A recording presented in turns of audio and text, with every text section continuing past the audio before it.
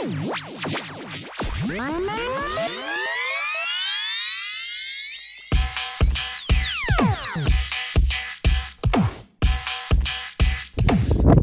to the video. I've got a little tip for you. If you're changing the side repeaters on the Defender wing into something a little bit more nicer looking, or the TD5 versions, but they don't come with the plugs. If you get hold of some Veriboard like that, and it's just 3 tracks wide, and that will fit straight into the plug, so you can just solder these onto the end, and you've got a little adapter that will plug in. So I'll do that and I'll show you. There you go, soldered on. And now I'm just going to put some heat shrink over it.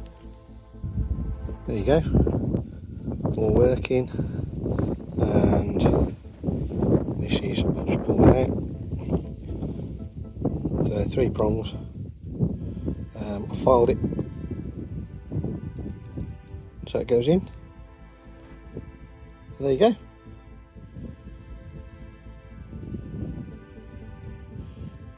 Bit of something out of scrap. Okay, I could have left it at that, but you'd have been going down the road and it'd be intermittent. So what I've done now is I've just soldered some wire around it.